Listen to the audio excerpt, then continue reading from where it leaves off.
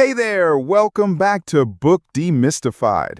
I'm so excited to dive into today's book because honestly, it completely changed how I think about money.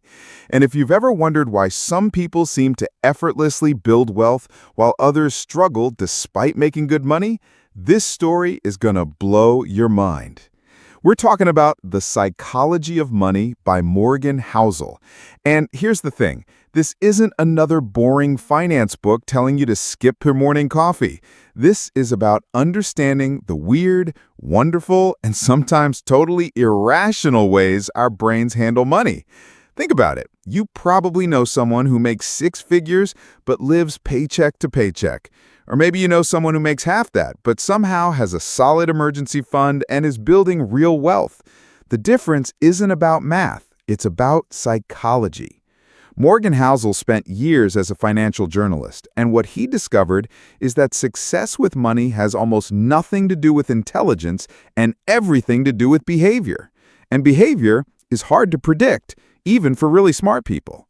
So let me tell you a story that perfectly illustrates this point, because it's going to set the stage for everything we're going to explore today. Men who couldn't have been more different. One was a janitor named Ronald Reed, who worked at a gas station and swept floors at JCPenney for most of his life. He drove the same beat-up car for decades, chopped his own firewood, and bought his clothes at the thrift store. The other was Richard Fuscone, a Harvard MBA who climbed the corporate ladder at Merrill Lynch, lived in a mansion in Connecticut, and seemed to have everything money could buy. When Ronald Reed died in 2014, he left behind $8 million to charity. When Richard Fuscone filed for bankruptcy, he had lost everything, despite earning millions throughout his career. How does that even happen? It happens because building wealth isn't about what you know, it's about how you behave. And behavior is incredibly personal and often irrational. This is where Morgan Housel's first big lesson comes in. No one's crazy.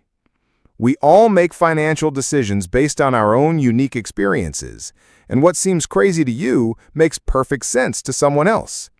Think about someone who lived through the Great Depression. They might keep cash under their mattress instead of investing it. To you, that might seem foolish. They're missing out on compound interest. But to them, it makes perfect sense because they've seen what happens when the financial system fails. Or consider someone who grew up wealthy. They might take financial risks that seem insane to someone who grew up poor because they've never experienced true financial insecurity. The point is, we're all products of our own experiences. Your relationship with money was shaped by your childhood, your parents' attitudes, the economic conditions you've lived through, and countless other factors that have nothing to do with intelligence or education. You don't need to be a genius to build wealth, but you do need to understand your own psychology. Here's something that really hit me when I read this book. Your personal experiences make up maybe 0.000000001% of what's happened in the world, but maybe 80% of how you think the world works. Let me give you an example. If you graduated college in 2008, you experienced one of the worst job markets in decades. That probably made you more cautious about career risks and more focused on job security. But if you graduated in 2012, you entered a booming economy, which might have made you more optimistic about taking entrepreneurial risks. Neither perspective is right or wrong, they're just different responses to different experiences. But here's the problem. We often assume our experience is normal and make financial decisions based on that assumption. So how do we overcome this? By understanding that everyone has blind spots, including you. The most successful investors and wealth builders are often the ones who can step back and question their own assumptions. They understand that their personal experience is just one data point, not the whole picture. Now let me tell you about what might be the most important concept in this entire book: compound interest. But here's the thing. It's not just about understanding the math. It's about understanding why most people can't stick with it long enough to see the magic happen. Warren Buffett is worth about $85 billion. But here's the crazy part. $81.5 billion of that came after his 50th birthday. $70 billion came after he turned 65. So 99% of Warren Buffett's wealth was created after he became eligible for Medicare.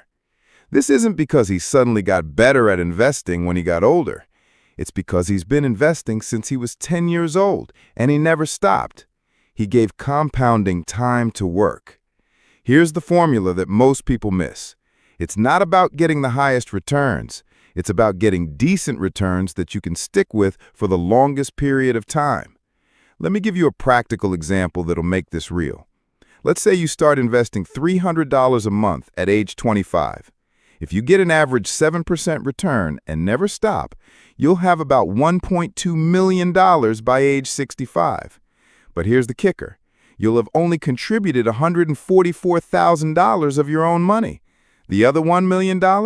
That's compound interest doing the work. But what if you wait until 35 to start? Same $300 a month, same 7% return. You'll end up with about $610,000. You waited 10 years, and it cost you $600,000. That's the power of time and compound. Now, here's why this is so hard psychologically. Compounding doesn't feel like it's working for the first few years. It feels slow, boring, and you start wondering if you're doing something wrong. In that first example, after 10 years of investing $300 a month, you'd have about $51,000. You put in $36,000, so you only made $15,000 in profit after 10 years. That doesn't feel very exciting. But here's what happens in the last 10 years. You go from about $470,000 to $1.2 million. That's a $730,000 gain in just 10 years. Same strategy, same amount invested each month, but now compounding is doing the heavy lifting. The problem is that our brains aren't wired to understand exponential growth. We think linearly. Think about it this way. If I offered you a penny that doubled every day for a month, or $1 million cash right now, which would you take? Most people would take the $1 million, but that penny, doubling every day, would be worth over $5 million by day 30. This is why so many people jump from investment to investment, looking for the next big thing. They get bored or frustrated when their portfolio doesn't explode in value immediately, so they try something else. But here's what the wealthy understand. Getting rich quick is about luck. Staying rich is about behavior. The reason compound interest is so powerful isn't just mathematical, it's psychological. It requires you to think differently about time and delayed gratification. It requires you to be comfortable with boredom, to stick with something even when it doesn't feel like it's working. And here's another psychological barrier. Compound interest feels abstract until you see it working. It's hard to get excited about something you can't see or feel yet. So how do you overcome this? Make it visual and make it personal. Calculate what your specific situation could look like.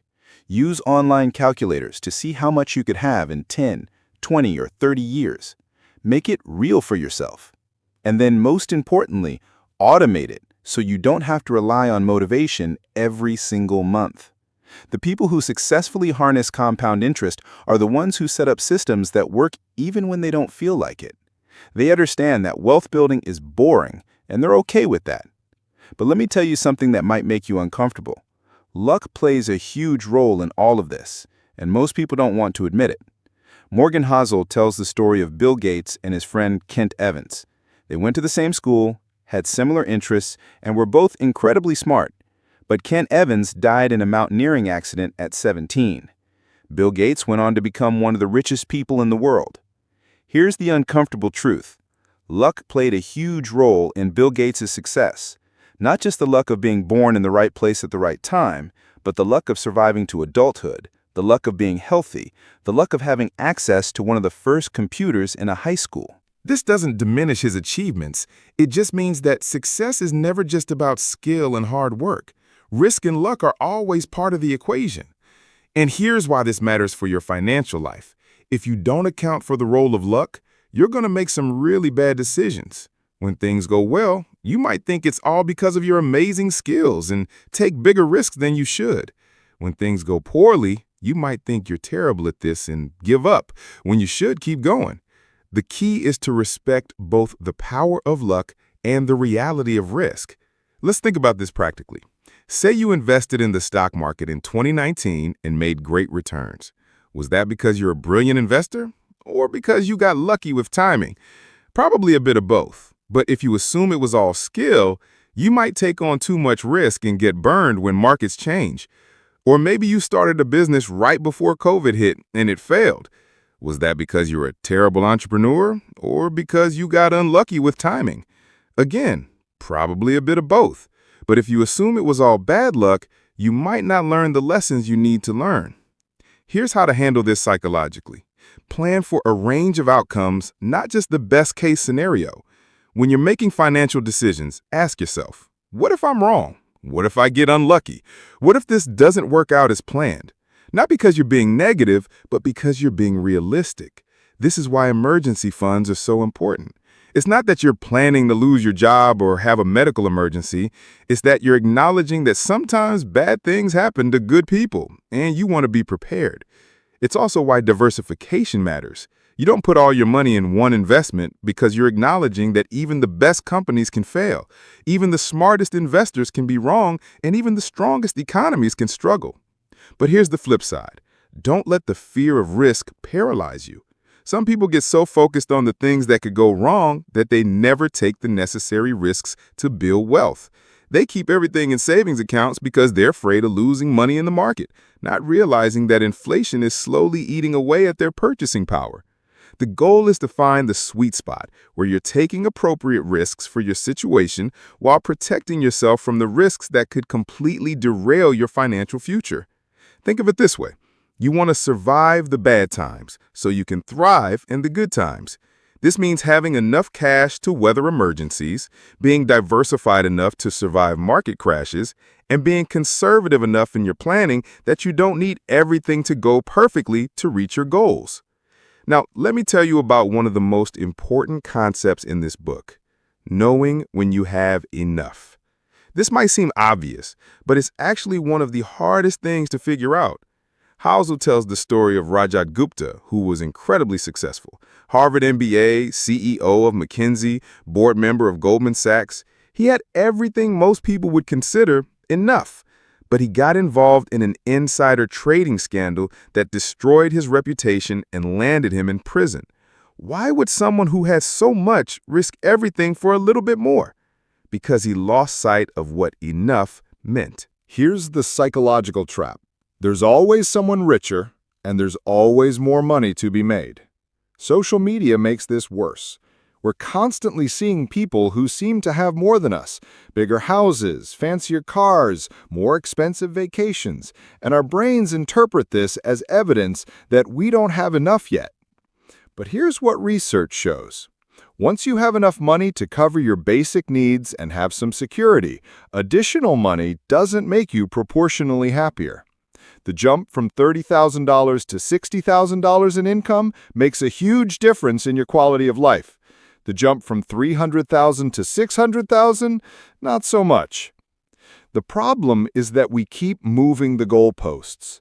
You might think, if I could just make $100,000 a year, I'd be set. Then you make $100,000 and realize you want $150,000. Then $200,000, then $300,000. There's always another level, always another goal. This isn't necessarily bad. Ambition can be a good thing. But it becomes a problem when you sacrifice your present happiness and relationships for a future that may never feel like enough. So how do you define enough for yourself? Start by getting clear on what you actually want money to give you. Is it security? Freedom, the ability to help others. Once you know what you want money to do, you can figure out how much you actually need. For some people, enough might be having 6 months of expenses and savings and being debt-free. For others, it might be having enough passive income to never have to work again. There's no right answer, but there is a right answer for you. Here's a framework that helps. Think about money as a tool, not a scorecard. Money is a tool that gives you options. It can buy you time, security, experiences, and the ability to help others. But it's not a measure of your worth as a person, and it's not a game where the goal is to have the highest score. When you think about money this way, it becomes easier to know when you have enough. You have enough when the tool is doing what you needed to do. But here's where it gets really interesting. Even when we understand all of this intellectually, we still make crazy financial decisions. Why? Because we're trying to be rational about something that's fundamentally emotional. Every financial decision you make is influenced by your emotions, your past experiences, your fears, and your dreams. The key isn't to eliminate emotion from your financial decisions. That's impossible. The key is to understand how your emotions influence your decisions and plan accordingly. Let me give you an example. During the 2008 financial crisis, many people sold their investments at the worst possible time. They watched their portfolios lose value day after day, and eventually the fear became too much to handle. So they sold everything and moved to cash. From a purely logical standpoint, this was the worst possible decision. They locked in their losses and missed the recovery. But from an emotional standpoint, it made perfect sense. They couldn't handle the uncertainty anymore, and selling gave them a sense of control. The problem is that we often confuse being rational with being unemotional. But true rationality means understanding that emotions are part of the equation. The investors who did well during 2008 weren't the ones who felt no fear. They were the ones who planned for their fear. They knew that market crashes would happen, they knew they would feel scared, and they had systems in place to prevent themselves from making emotional decisions. This is why having a written investment plan is so important. It's not because the plan itself is magic, it's because it helps you make decisions when you're thinking clearly, so you don't have to rely on your emotions when markets are crazy. It's like having a conversation with your future self. When you're scared and want to sell everything, you can look at your plan and remember why you made those decisions in the first place. Here's another psychological principle that most people miss: the power of time preference. Some people naturally think long-term, while others are wired to focus on the short term. Neither is right or wrong, but they lead to very different financial outcomes. If you're naturally short-term focused, you'll tend to spend money today rather than save it for tomorrow. If you're naturally long-term focused, you'll tend to save money today, even if it means sacrificing some enjoyment now. The key is to understand your natural tendencies and work with them, not against them. If you're short-term focused, don't try to become a long-term investor overnight. Start small. Set up automatic transfers to savings so you don't have to think about it. Use visual reminders of your long-term goals. Make it easier to save than it is to spend. If you're naturally long-term focused, make sure you're not so focused on the future that you forget to enjoy the present.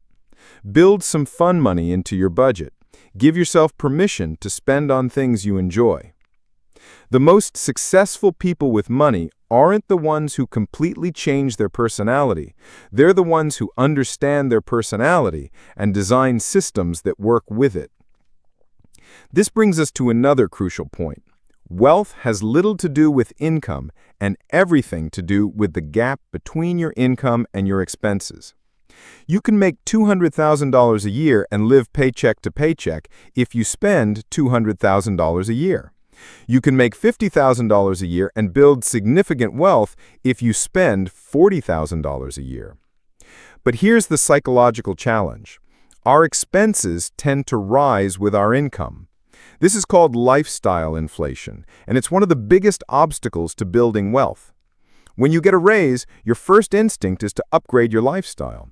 Bigger apartment, nicer car, more expensive restaurants. Before you know it, you're spending all of your new income and you're no better off than before. The solution isn't to never upgrade your lifestyle. That's not realistic or enjoyable. The solution is to be intentional about it. When you get a raise, decide in advance how much of it you'll save and how much you'll spend. Maybe you save 50% and use 50% to upgrade your lifestyle. Or maybe you save 70% and use 30% for lifestyle inflation. The exact percentage doesn't matter as much as being deliberate about it. Here's something else that might surprise you. Being wealthy often means looking less wealthy than you are. Remember Ronald Reed, the janitor with $8 million? He didn't look rich. He drove an old car, lived in a modest house, and shopped at thrift stores. Meanwhile, Richard Fuscone, the Harvard MBA who went bankrupt, looked very wealthy right up until he wasn't. This is because true wealth is what you don't see. It's the money that's not spent on cars, clothes, and vacations. It's the money that's quietly growing in investment accounts. It's the money that gives you options and security, even if no one else knows about it. There's a difference between being rich and being wealthy. Being rich means having a high income. Being wealthy means having assets that can generate income whether you work or not. And here's the psychological challenge. Being wealthy doesn't get you much social recognition. No one can see your investment account balance. No one knows how much money you have in the bank. But everyone can see your car, your house, your clothes. So there's natural pressure to spend money on things that show status rather than things that build wealth. The people who build lasting wealth are the ones who can resist this pressure. They understand that true financial security comes from what you own, not what you show. They're comfortable with the fact that their wealth is invisible to others. They get their satisfaction from the security and freedom that wealth provides, not from the recognition that spending provides. This connects to another important concept, the difference between reasonable and rational. A rational decision is one that's based on logic and facts. A reasonable decision is one that makes sense given your unique situation, emotions, and goals. Sometimes these overlap, but not always. For example, it might be rational to invest all of your money in the stock market because historically, stocks have provided the best returns. But it might be reasonable to keep some money in cash because you sleep better at night knowing you have an emergency fund. The key is to make decisions that are reasonable for you, even if they're not perfectly rational.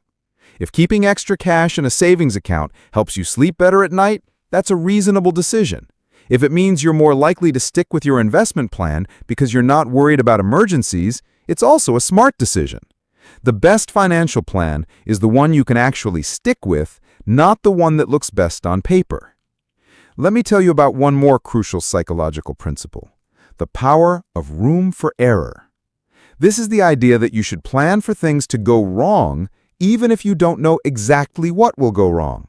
It's like wearing a seatbelt. You don't expect to get in an accident, but you wear it just in case. In financial terms, this means having emergency funds, being diversified, and not taking on too much debt. But here's the psychological challenge. Room for error feels like you're being overly cautious. It feels like you're missing out on potential gains. If you keep money in a savings account for emergencies, you're not investing that money. If you diversify your investments, you're not putting everything in the best performing asset. If you don't take on debt, you might not be able to buy as much house or start as big a business. But here's what room for error really gives you. It gives you staying power. It lets you survive the inevitable bad times so you can benefit from the good times. It gives you the emotional strength to stick with your plan when things get tough. And perhaps most importantly, it gives you time. Time is the most powerful force in finance, and anything that gives you more time is worth the cost. The people who build lasting wealth understand this. They don't try to optimize every decision for maximum returns. They optimize for survival and staying power. They understand that avoiding big mistakes is more important than making perfect decisions. They know that compound interest only works if you give it time to work. And you can only give it time if you can survive the inevitable setbacks. As we wrap up this journey through the psychology of money, I want to leave you with one final thought. Building wealth isn't about being smart or getting lucky or having perfect timing. It's about understanding yourself, respecting the power of time, and making decisions that you can stick with for the long haul. It's about finding the balance between taking appropriate risks and protecting yourself from catastrophic losses. It's about knowing when you have enough and being able to enjoy the journey, not just the destination. The most important thing you can do is start where you are, with what you have, and be consistent. You don't need to be perfect. You don't need to time the market. You don't need to find the next big investment opportunity. You just need to understand that building wealth is a marathon, not a sprint. And the people who finish the race are the ones who pace themselves and keep going even when it gets tough.